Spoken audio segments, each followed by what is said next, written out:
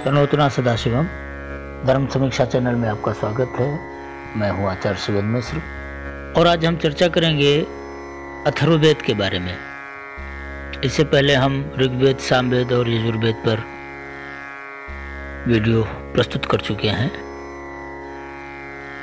और इस वीडियो में हम जानेंगे अथर्ववेद का कितना विषय है जो आज पठन पाठन में प्रचार प्रसार में है। तो अथर्ववेद की दो संहिताएं आज उपलब्ध हैं, शौनक संहिता और पिप्पलाद संहिता। तो पिप्पलाद संहिता तो सिर्फ नाम मात्र के लिए है, वस्तुतः शौनक संहिता ही एकमात्र है जो पठन पाठन और प्रचार प्रसार में है। इस संहिता का ब्राह्मण है गोपद ब्राह्मण। इसका कोई भी आरण्यक उपलब्ध नहीं है और 3 उपनिषद, मुंडकोपनिषद, मांडुक्योपनिषद और प्रश्नोपनिषद, ये 3 उपनिषद उपलब्ध हैं, जिनमें से प्रश्नोपनिषद को पिप्पलाद शाखा का माना जाता है। इसके 3 शिक्षा ग्रंथ असंदिग्ध हैं, अथर्वप्रत्यशाख्य, शौनकीय चतुराध्यायिका और मांडू की शिक्षा। स्रोत सूत्रों के अंतर्गत वैतान स्रोत सूत्र, गृह सूत्रों में कौशिक गृह सूत्र उपलब्ध है। इस संहिता का कोई भी धर्म सूत्र उपलब्ध नहीं है। तो इस तरह से इतना सा कलेवर है अथर्ववेद का जो आज पठन पाठन और प्रचार प्रसार में है।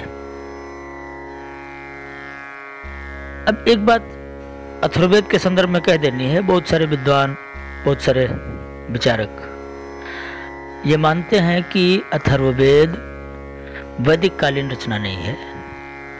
इसके पीछे वो कई तर्क देते हैं, जिसमें सबसे महत्वपूर्ण तर्क लोग देते हैं कि शास्त्रों में बहुत जगह पर वेदत्रयी शब्द का व्यवहार हुआ है, जिसका अर्थ होता है 3 वेद। पर वेदत्रयी शब्द का अर्थ है 3 प्रकार के वेद, ना कि 3 वेद। अब देखिए वेदत्रयी का मतलब वास्तव में क्या है। वस्तुतः वैदिक साहित्य अपने उच्चारण पद्धति के आधार पर 3 प्रकार का है। ऋग्वेद, कृष्ण यजुर्वेद और अथर्ववेद। इन तीनों के पाठन की प्रक्रिया लगभग एक जैसी है। सामवेद की जो पाठन की प्रक्रिया है वो बिल्कुल भिन्न है और शुक्ल यजुर्वेद की पाठन प्रक्रिया उससे भी भिन्न है। तो जो ऋग्वेद, कृष्ण यजुर्वेद और अथर्ववेद है ये पद्यात्मक है। सामवेद गेय वेद है, उसमें गायन होता है। और जो शुक्ल यजुर्वेद है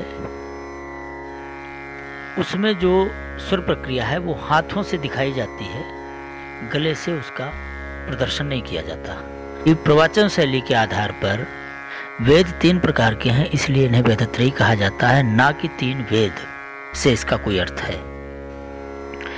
दूसरी बात है ज्ञान के स्तर पर यदि हम देखें अपने ज्ञान विज्ञान के दृष्टिकोण से, तो वेदों में 3 प्रकार के ज्ञान हैं। आध्यात्मिक ज्ञान, आधिदैविक ज्ञान और आदि भौतिक ज्ञान। तो 3 प्रकार के ज्ञान का संकलन जिनमें हुआ है उन्हें वेद कहते हैं और इसलिए वेद को वेदत्रयी कहा जाता है, ना कि वेद की संहिताओं के आधार पर उन्हें 3 संहिताएं हैं इसलिए वेदत्रयी कहा जाता है। क्योंकि वेद शब्द से संहिताओं मात्र का तो व्यवहार ही नहीं होता। वेद शब्द से तो वेद, ब्राह्मण, आरण्यक, उपनिषद और शिक्षा कल्प, इन 5 प्रकृति के ग्रंथों को एक साथ रखते हैं तब एक वेद होता है, ना कि अकेले ऋग्वेद की संहिता संपूर्ण वेद है। इसलिए वेदत्रयी शब्द से ये अंदाजा लगाना और इस तरह की व्याख्या करना कि ऋग्वेद, सामवेद और यजुर्वेद ही मात्र 3 वेद हैं, अथर्ववेद सबसे बाद की रचना है, और ये विवाद पहले तो पैदा किया आर्य समाज ने और उसके बाद अब आजकल यही विवाद उठाकर रखते हैं बौद्ध जन। तो सनातन धर्मियों को भी वेदत्रयी शब्द से क्या अभिहित है इसको जानना जरूरी है। ये उन्हें जानना चाहिए कि वेदत्रयी माने क्या। अतः अथर्ववेद को वैदिक कालीन रचना ना मानना ना तो तर्क संगत है, ना युक्तियुक्त है। वेदों से संबंधित ये 4 वीडियोज हमने जैसा मुझे जानकारी थी उसके आधार पर मैंने आप तक पहुंचाया है। वैदिक साहित्य के अगले क्रम में आप शिक्षा और कल्प का यूट्यूब पाएंगे। उसके बाद शेष वेदांगों के बारे में हम चर्चा करेंगे। यदि आपको हमारा प्रयास अच्छा लगे तो आप हमसे जुड़े रहिए। हमारे विचारों को सुनने के लिए धन्यवाद।